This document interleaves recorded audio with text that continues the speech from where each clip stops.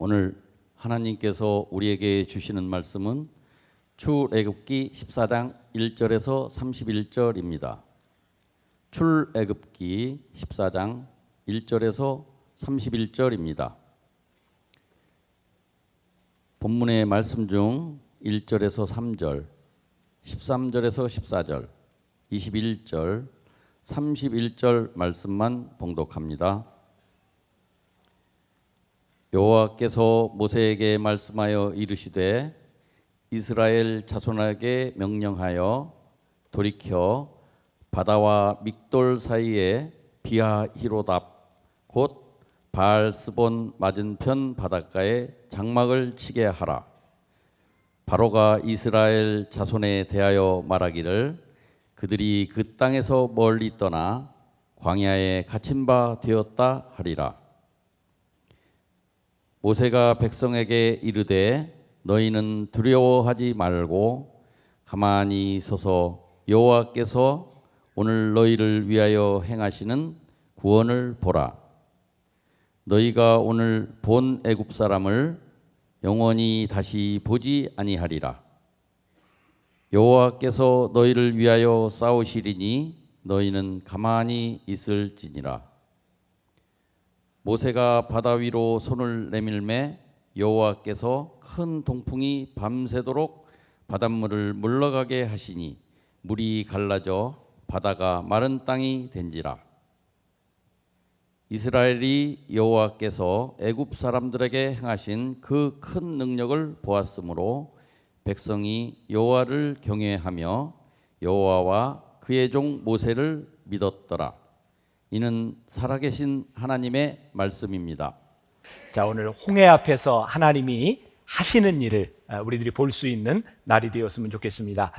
오늘 홍해 앞에 서 있는 이스라엘 백성, 그 이스라엘 백성이 아니라 오늘 여러분들이 그 홍해 앞에 서 있다는 마음을 가지고 말씀을 들었으면 좋겠어요.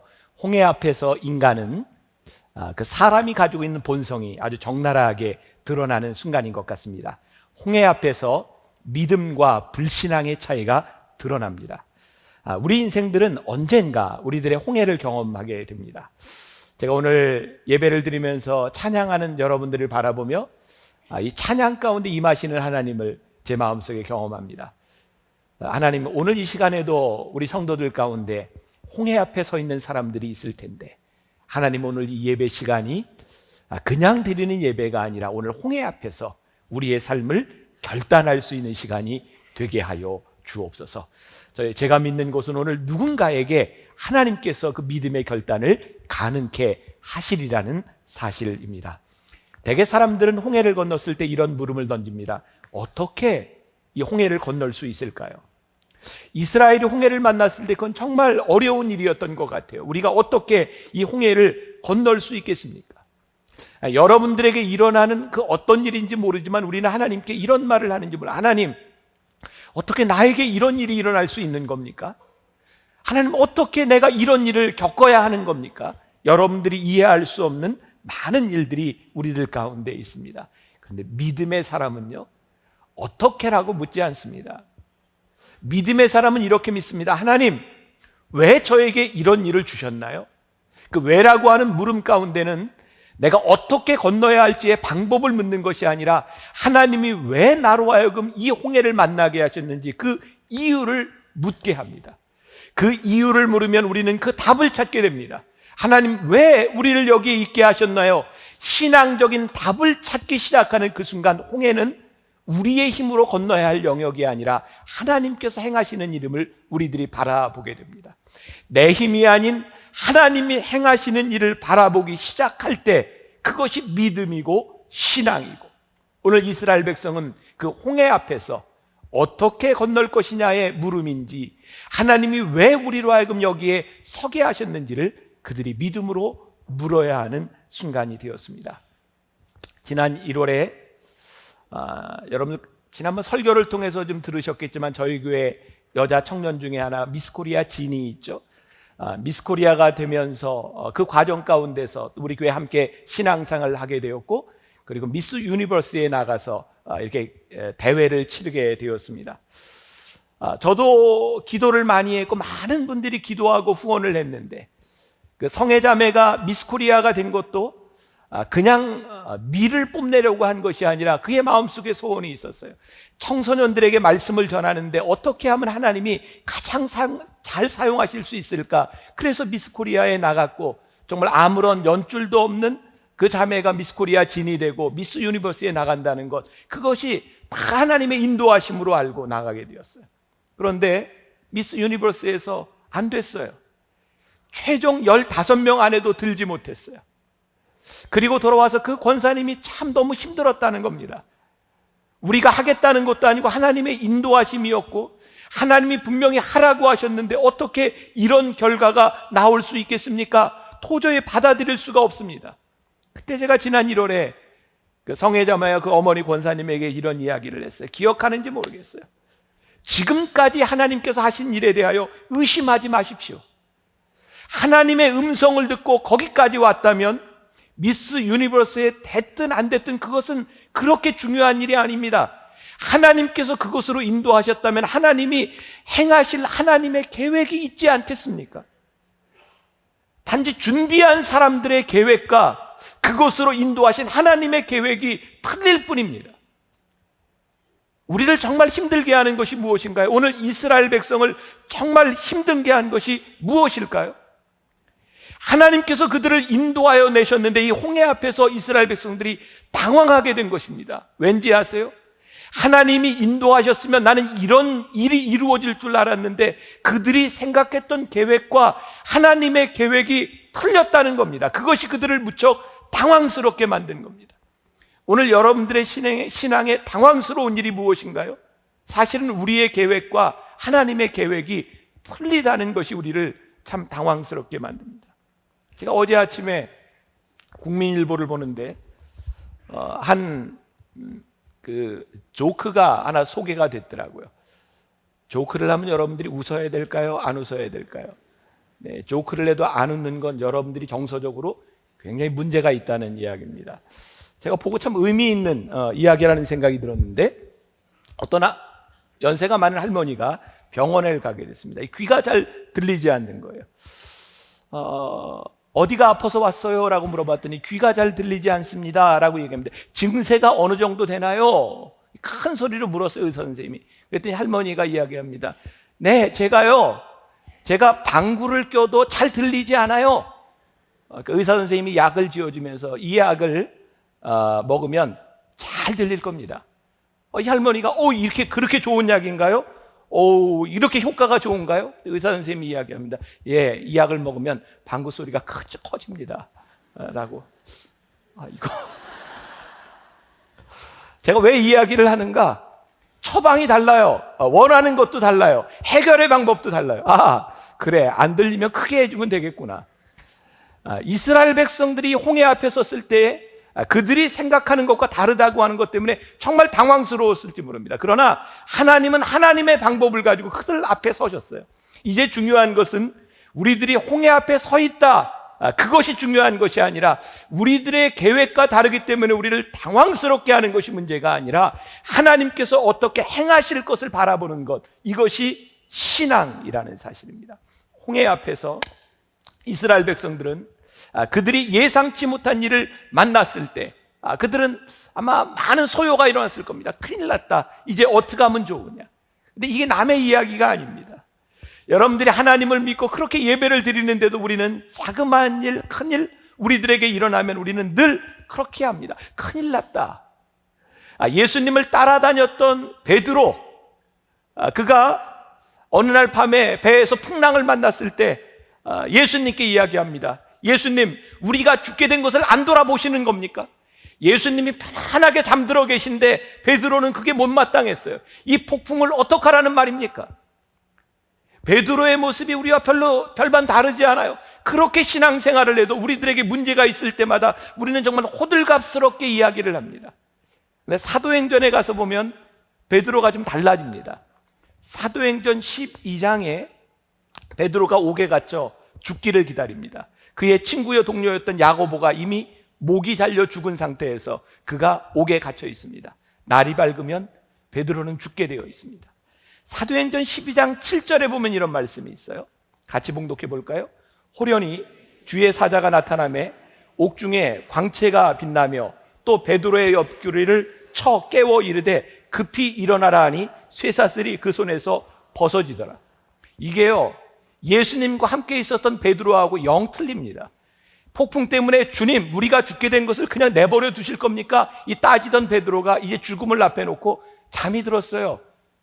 천사가 옆구리를 쳐서 깨울 정도로 깊이 잠들어 있었어요. 아니 도대체 이 베드로가 어떻게 이렇게 달라질 수 있었을까? 우리들이 죽음 앞에서, 우리 인생의 홍해 앞에서 사실은 우리의 인생을 가장 명확하게 점검하게 되는 시간이기도 합니다. 하나님의 계획하시는 일을 우리들이 알지 못하기 때문에 당황할 수 있습니다. 그것이 여러분들을 두렵게 할 수 있습니다. 출애굽기 14장 1절부터 2절, 우리가 읽은 본문 말씀을 보세요. 굉장히 중요한 구절입니다. 같이 봉독해 볼까요? 여호와께서 모세에게 말씀하여 이르시되 이스라엘 자손에게 명령하여 돌이켜 바다와 믹돌 사이에 비하히롯 앞 곧 바알스본 맞은편 바닷가에 장막을 치게 하라. 여기에서 중요한 말씀이 돌이켜라고 하는 말씀입니다. 여호와께서 모세에게 명령하여 말씀하셨습니다. 돌이키라는 겁니다. 지금 이스라엘 백성들이 출애굽하는데 어디로 가고 있었을까요? 여러분들 지도를 보세요. 여러분들 지도를 보시면 매일 가지고 다니라고 말씀드렸죠? 이스라엘 백성들이 가는 길 이렇게 삼각형으로 되어 있는 것, 사실 시내 반도에서 이렇게 삼각형으로 갔지만 이스라엘 백성과 그 당시에 살던 사람들이 가는 길은 그 길이 아니었습니다. 저 지중해를 끼고 올라가면 되는 길이었습니다. 그런데 아마 저 길로 가고 있었던 것 같아요. 하나님께서 모세에게 말씀하여 그 길을 돌이켜서 바다와 믹돌 사이에 비하히롯 앞 곧 바알스본 맞은편에 바닷가에 진을 치라. 저 위로 건너가야 될 백성들이 저 밑으로 바다로 향해 가게 되었습니다. 그것도 그들이 원해서 갔던 것이 아니라 하나님께서 명령하여 그 길에 이루게 하셨어요. 우리들이 말씀을 좀 잘 이해하기 위해서 저 홍해라고 하는 것을 우리들이 좀 봤으면 좋겠는데, 요즘 세상이 참 좋아졌어요. 구글 사진을 보면 우리들이 좀 더 좀 자세히 볼 수 있을 것 같아요. 구글 사진을 한번 띄워줘 보세요. 자, 홍해가 있죠. 저렇게 그 돼지 발굽처럼 이렇게 나와 있는 부분, 저를 우리가 홍해라고 부르는데요. 조금 더 자세하게 봅시다. 네, 조금 더 자세하게 갑시다. 세상 참 좋아졌죠. 네. 자, 저희 고센 지역이 이렇게 녹색으로 되어 있어요. 저희가 얼마나 비옥한 지역이 있는지 몰라요. 저희가 바로 나일강이 흐르는 지역이었고요. 홍해라고 써진 데 위에 이렇게 약간 이렇게 금이 가 있죠. 저희가 이제 수에즈 운하가 지금 있는 곳입니다. 하나만 더, 조금만 더 자세히 가봅시다. 네, 수에즈 운하가 있는 곳. 지금 저 수에즈 운하가 넓이가 200m 정도 됩니다. 하루에 선박들이 10척 정도. 그러니까 세계 물동량의 14% 정도가 무역이 저기에서 이루어집니다. 이제 유럽에서 아프리카로 그냥 바로 수에즈 운하를 통해서 가게 돼 있었죠. 이스라엘 백성들이 있던 그 당시에는 저렇게 수에즈 운하는 없었습니다. 그런데 수에즈 운하를 연결했던 저 작은 홍해 앞에 있는 호수가 있죠. 저기하고 지금 1975년도에 연결이 된 겁니다. 173km 정도의 길이로 운하가 연결이 되었어요.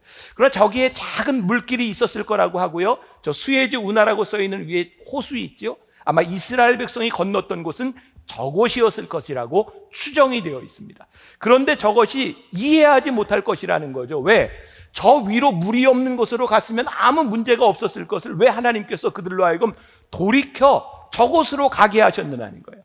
여러분, 성경에 보면 이제 이스라엘 백성이 돌이켜서 저곳에 있는 것을 보고 바로가 뭐라고 얘기하는지 아세요? 바로가 그것을 보고 이야기합니다. 저들이 멍청하게 저곳으로 갔다는 거예요. 앞에는 물이 있고 양 협곡에 있는데 이제 뒤에서 애굽 백성이 쫓아가면 그들은 진퇴양난이라는 거예요. 그래서 병거 600대, 애굽의 모든 군사들이 막 쫓아가는 상황입니다. 이스라엘이 이제 홍해 앞에서 그들이 할 수 있는 것 아무것도 없습니다. 오늘 본문 말씀 3절을 가서 봅니다. 3절에 뭐라고 되어 있어요?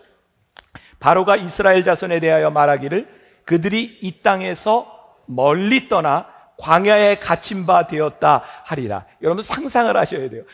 바로가 이 말을 할 때에 그의 표정 관리가 안 됐을 것 같아요. 10가지 재앙을 통해서 이스라엘 백성들을 다 놓쳐버렸어요. 장정만 60명 노예를 다 잃어버렸어요. 그런데 저들이 멍청하게도 돌이켜서 저 가운데 갇히게 된 거예요. 멀리 떠나 광야에 갇히게 되었도다. 막 이제 웃음을 웃으면서 이제 쫓아가면 되겠다. 이게 바로의 표정이었을 거예요. 믹돌은 애굽의 동쪽 끝 국경입니다. 자, 동쪽 끝이니까 애굽에서부터 저 사막 쪽으로 저 동쪽 끝 국경 믹돌. 그리고 그 양쪽에 비하히롯과 바알스본이라는 협곡이 있고 그 협곡 가운데 앞에 홍해가 있어요. 그래서 중요한 말 가운데 하나가 멀리 떠나라고 하는 말인데 원어에 보니까 멀리 떠나라고 하는 말이 무슨 뜻이냐면 혼란되었다라는 뜻입니다. 그들이 일사불란하게 그 홍해 그 가나안을 향해 가도 모자랄 판에 그들이 그 홍해를 앞에 놓고 혼란된 상황. 이제 애굽 백성들이 가서 쳐서 죽이면 되는 그런 상황. 여러분, 이스라엘 백성이 단순히 홍해 앞에 섰다 이것만 가지고는 이해가 잘 안 되는 겁니다. 양쪽 협곡 가운데 홍해를 앞에 두고 애굽 백성들이 전차 600대와 함께 막 쫓아오는 그런 긴박한 상황, 그것이 홍해 앞에 섭니다. 네, 성경을 보면 우리들이 지명에 좀 유의할 필요가 있는데요, 너무 재밌는 거예요. 이스라엘 백성의 협곡 안에 가둬두었던 두 개의 그 돌벽, 하나는 비하히롯이죠. 그 이름이 무슨 뜻이냐면 구출이라는 뜻입니다. 바알스본은요, 바알이 내려다본다라는 거예요. 아주 묘하죠. 양 협곡 사이에 있는데 이스라엘 백성들에게 두 가지 가능성이 있는 겁니다. 너희들이 구출이 되든지 바알이 내려다보는 곳에서 다시 바알을 향해, 이방신을 향해 가든지, 두 개의 가능성 속에 놓이게 된 겁니다.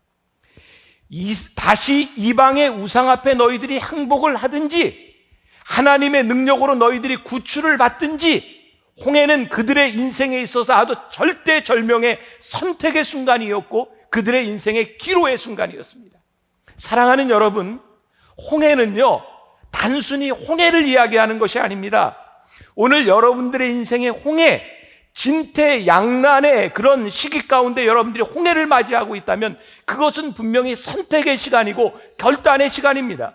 여러분들이 홍해에서 구출을 받든지 여러분들이 홍해 앞에서 다시 이방신을 섬기든지 하나님께서 여러분들에게 그 결단을 촉구하고 있다는 사실입니다. 홍해는 우리들의 인생에 굉장히 중요한 우리의 믿음을 증명하는 시간이라는 사실입니다. 자, 이제 홍해 앞에서 중요한 것이 있습니다. 오늘 우리가 읽은 본문 말씀 가운데 13절과 14절 말씀 다시 한번 봉독해 볼게요. 같이 봉독합니다. 모세가 백성에게 이르되 너희는 두려워하지 말고 가만히 서서 여호와께서 오늘 너희를 위하여 행하시는 구원을 보라. 너희가 오늘 본 애굽 사람을 영원히 다시 보지 아니하리라. 여호와께서 너희를 위하여 싸우시리니 너희는 가만히 있을지니라. 자, 여기 중요한 말씀입니다. 너희는 두려워하지 말고 그리고 가만히 서서. 근데 이게 좀 그렇죠? 아니, 두려운데 두려워하지 말라는 거예요. 이게 얼마나 두려운 순간입니까? 근데 하나님께서 말씀하시는 것이 그 두려운 순간에 두려워하지 말라. 왠지 아세요? 하나님의 기적은 우리들의 두려움으로 갈팡질팡할 때 일어나는 것이 아니라 하나님께서 일으키시는 기적의 사건은요, 우리들이 잠잠할 때, 하나님 앞에 우리의 두려움을 맡길 때 하나님의 기적이 일어나고 있다는 사실입니다. 두려워하는 것, 우리가 제어할 수 없는 것입니다. 이 홍해 앞에서 이스라엘 백성이 할 수 있는 일이 무엇이 있겠습니까? 그때 우리 하나님께서 말씀하시는 거예요. 잠잠히 있어라. 내가 할 수 없는 일이지 않냐? 내가 두려워한다고 네가 떠든다고 해결될 수 있는 일이냐? 그렇지 않다는 거예요. 가만히 있어서 이제 여호와 하나님께서 너희를 위해 싸우시는 것을 보라. 기적은 내가 두려움으로 떨며 내가 무엇을 해결할 수 있는 순간에 일어나는 것이 아니라 내가 아무것도 할 수 없는 순간에 하나님께서 행하시는 일, 그것이 기적입니다. 제가 오늘 기도하며 여러분들을 위해 제가 충고하고 싶은 게 있어요. 하나님, 우리 성도들 가운데 홍해 앞에 서 있는 사람이 있다면 더 이상 두려움이 아니라 잠잠히 하나님이 행하시는 일, 그 기적을 보게 하여 주옵소서. 이들에게 그 기적의 흔적이 나타나게 하여 주옵소서. 여러분들 잘 아시죠? 성경에 두려워하지 말라는 말이 몇 번 나와 있다고요? 365번. 참, 그걸 센 분도 참 대단해요. 그걸 어떻게 다 셌을까? 그러면서 그렇게 얘기했죠. 두려워하려는 말이 365번 나와 있는 이야기는 매일매일 1년 내내 두려워하지 말라고 하나님께서 우리들에게 이 말씀을 주신 것이 아닐까. 두려워하지 말라는 이야기는 두려움이 전제되어 있습니다. 두려움은 늘 우리들에게 찾아오는 겁니다. 그런데 성경이 말씀하시는 것은 두려움이 너희들에게 찾아올 수 있으나 두려워하지 말라. 그럼 뭘 하라는 거예요? 두려움 가운데서 그 두려움이 기대로 바뀌는 순간, 그것이 기적이 일어나는 순간입니다. 말씀을 준비하다 보았던 아주 재미있는 표현이 하나 있습니다. 공포가 노크할 때 믿음이 나가봤더니 아무도 없더라. 제가 이 표현을 보면서 참 멋지다는 생각을 했어요. 공포가 노크할 때 믿음이 나가봤더니 아무도 없더라. 오늘 홍해 앞에서 공포가 여러분들을 두드립니다. 여러분들의 가슴을 뛰게 합니다. 여러분들로 하여금 두려움에 휩싸이게 합니다. 그런데 여러분들 안에 있는 믿음이 가슴을 열고 공포를 보았을 때 그 두려움이 사라져버리는 겁니다. 이제 하나님께서 행하실 일을 우리들이 바라보는 겁니다. 시편 기자가 시편 62편과 64편의 3편에 멋진 고백을 했고 이것이 찬양이 됐죠. 나의 영혼이 잠잠히 하나님만 바라며 나의 구원이 그에게서 나는도다. 제가 오늘 말씀을 시작하면서 여러분들에게 이런 말씀을 드렸습니다. 오늘 홍해 앞에 서 있는 그 사람들이 이스라엘 백성이 아니라 나라고 생각해 봅시다. 우리는 홍해 앞에 일어났던 그 기적을 우리들이 객관적으로 볼 때 하나님께서 그렇게 기적을 행하셨구나, 그렇게 넘어갈지 모르지만 그 홍해 앞에서 내가 있었다면 그 기적이 일어날 때까지 얼마나 두렵고 힘든 순간이었을까? 여러분들이 홍해 앞에서 얼마나 떨리는 순간이었을까? 그 누구의 기적이 아니라 내가 홍해 앞에 있다고 할 때 그것은 정말 다른 차원의 문제일 것 같아요. 이스라엘 백성이 홍해 앞에서 그들이 결정할 수 있는 것 무엇이겠습니까? 여기까지 왔으니 그냥 죽든지 돌아서서 싸우든지. 근데 그들에게 가장 현실성 있는 답이 무엇일까요? 출애굽기 14장 12절에 이런 말씀이 있습니다. 같이 볼까요? 우리가 애굽에서 당신에게 이른 말이 이것이 아니냐? 이르기를 우리를 내버려 두라. 우리가 애굽 사람을 섬길 것이라 하지 아니하더냐? 애굽 사람을 섬기는 것이 광야에서 죽는 것보다 낫겠노라. 여러분, 이럴 수 있는 겁니까? 이스라엘 백성들이 출애굽할 때 하나님께서 그들의 부르짖음을 들으시고 그들을 구원하셨다고 했는데 이스라엘 백성이 지금 홍해 앞에서 뭐라고 얘기하는지 압니까? 모세에게 왜 우리를 여기로 인도해냈냐는 겁니다. 우리로 하여금 그냥 애굽에서 죽게 하지 누가 너한테 우리를 여기까지 이끌어내라고 했느냐?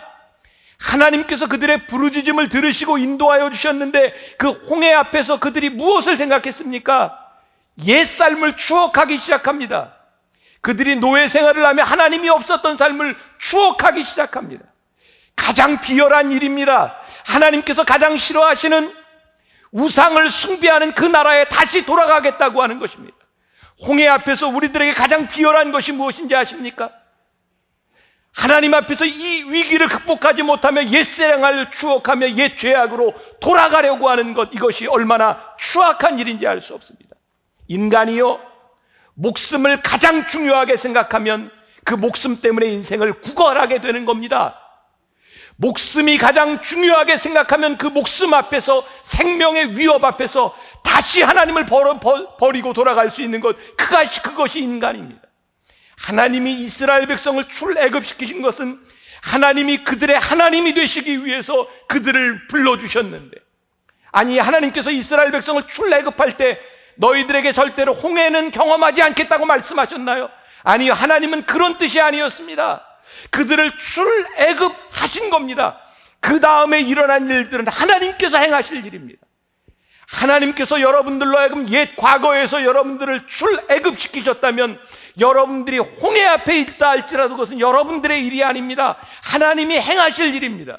그런데 그 홍해 앞에서 우리는 우리가 할 수 없는 것 때문에 당황하고 있는 겁니다. 오늘 홍해는 우리들에게 믿음을 물어보고 있습니다. 너희들의 믿음이 무엇이냐? 홍해 앞에서 너희들이 바라보는 것이 무엇이냐? 너희들이 옛 생활을 추억할 것이냐? 아니면 이 홍해 앞에서 하나님이 행하시는 일을 너희들이 바라볼 것이냐? 홍해 앞에서 깨닫지 못했던 우리의 모습이 드러나고요, 홍해 앞에서 우리들이 경험하지 못했던 하나님의 역사를 경험하게 됩니다. 홍해 앞에서 이스라엘 백성이 해야 되는 일은 딱 한 가지입니다. 가만히 서서 이제 하나님이 행하시는 일을 바라보아야 합니다. 제가 어렸을 때 한강에, 그때는 수영을 많이 했습니다. 참 깨끗했죠, 한강이. 그때는 포크레인으로 모래를 이렇게 부어놓은 그런 곳이 참 많았습니다. 제가 초등학교 1학년 때입니다. 그 모래를 부어놓은 곳을 이렇게 건너갈 때 저는 수영을 못했거든요. 저희 형이 저에게 배구공을 2개 주고 이걸 꼭 잡고 건너라 그러더라고요. 가운데쯤 갔는데 공이 하나 이렇게 탁 올라갔어요. 당황해서 공 하나를 놓쳤어요. 아마 그때 제가 죽었더라면 이 자리에 없었을 겁니다. 막 정신없이 물을 먹고 헤매고 있을 때 다행히 형이 꺼내줬어요. 그 이후에 저는 물에 대한 공포심이 굉장히 많았고요, 그걸 극복하기 위해서 대학교 1학년 때 혼자 YMCA의 수영장을 끊어서 레슨을 배운 한 건 아니고 수영을 해야 살겠다는 생각이 들어요. 열심히 배웠어요. 혼자 수영을 했어요. 그리고 그해 여름 수련회를 갔는데 우리 교회 여자 청년 하나가 물에 빠졌습니다. 빠졌는데 아무도 구해주지 않는 거예요. 제가 들어갔습니다. 여러분들은 이런 목사에게서 지금 설교를 듣고 있는 겁니다. 들어갔어요.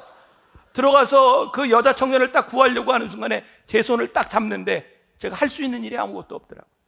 제가 물을 먹고 있다가 도저히 안 되겠더라고요. 그래서 제가 때리고요, 그리고 나와서 다시 잠수해서 밑으로 들어가서 다리를 이렇게 밀어내서 살렸어요. 제가 그런 사람입니다.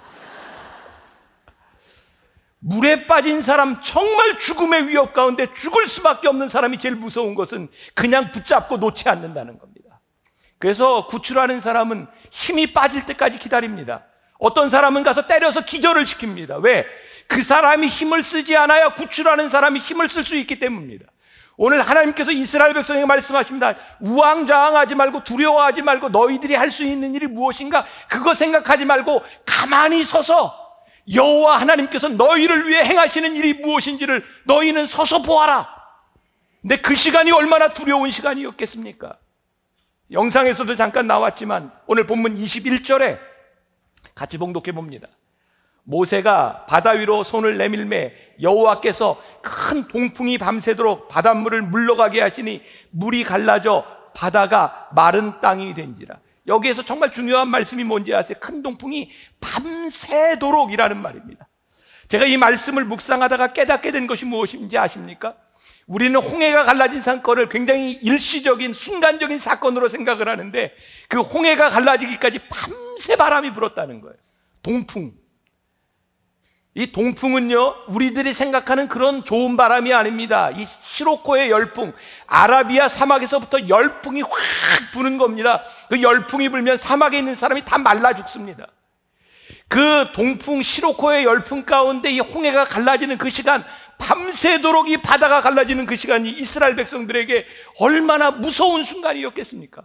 그건 참 긴 밤의 시간이었습니다. 가슴을 졸이고 어떻게 될지 모르는 그 순간을 지나가야 되는 것이었습니다. 그래서 하나님께서 그들에게 말씀하신 것이 너희들이 흔들리지 말고 서 있으라는 거예요. Stand firm. 흔들리지 말아라. 너희들이 흔들리지 말고 그 자리를 지켜라. 어떤 두려움과 열풍 가운데도 너희들이 움직이지 말고 하나님께서 행하시는 일을 보아라. 그것이 바로 홍해가 갈라졌던 순간 기적입니다. 저는 이렇게 해석합니다.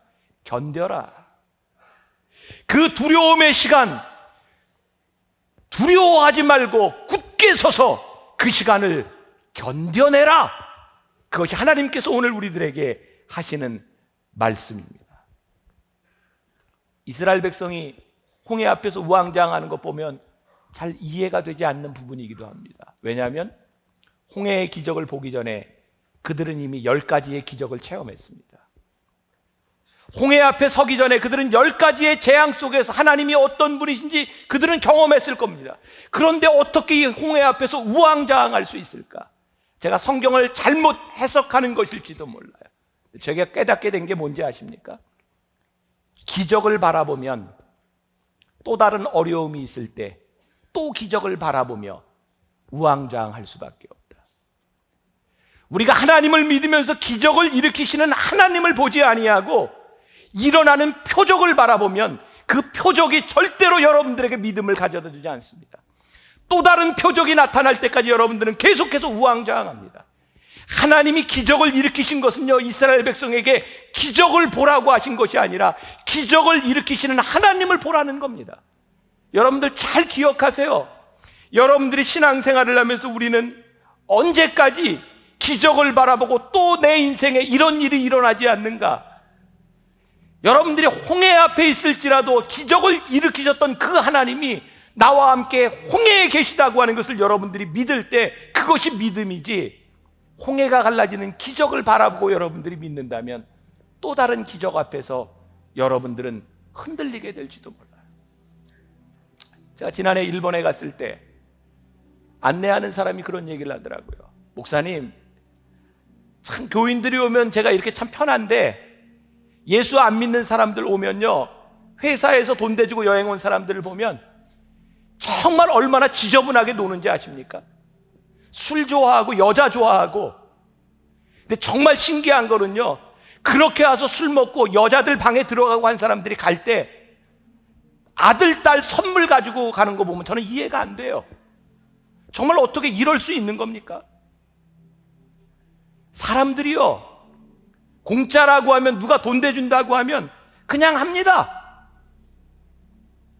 우리들이 하나님을 바라보지 않으면, 여러분들이 기적을 바라보고 번영을 바라보면요, 여러분 너무나 쉽게 하나님 배신하고요, 세상의 홍해 앞에서 너무나 쉽게 두려움에 떱니다. 우리들이 바라봐야 될 분은 번영과 신유와 병고침과 홍해가 갈라지는 것이 아니라 그것을 행하시는 하나님을 여러분들이 바라보아야 합니다. 그 하나님이 여러분들과 함께 할 때 여러분들이 어디에서나 스탠드 펌, 흔들리지 않고 서 있을 수 있는 거예요. 헬린 아우엔이 쓴 춤추는 하나님이라는 책에 이런 구절이 있습니다. 제가 좀 읽어드릴게요. 나는 내일에 늘 방해물이 끊이지 않는다고 항상 불평했습니다. 그러나 그 방해물이 바로 내일이라는 사실을 깨달았지요. 하늘나라를 향해 가는 우리 인생의 길에는 수없이 많은 방해물들이 있습니다. 그런데 이 모든 방해물들이 내가 아니면 할 수 없는 것입니다. 장기 환자를 보살피는 일이 있습니다. 힘드는 방해물이지만 내가 해야 할 일입니다.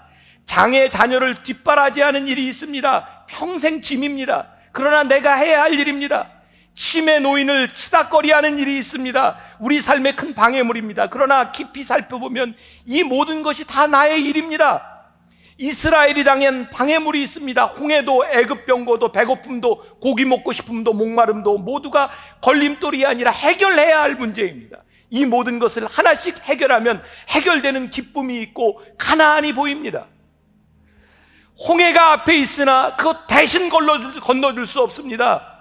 여러분들이 건너야 되는 겁니다. 여러분들이 그 홍해를 건너야 가나안 땅에 들어갈 수 있는 겁니다.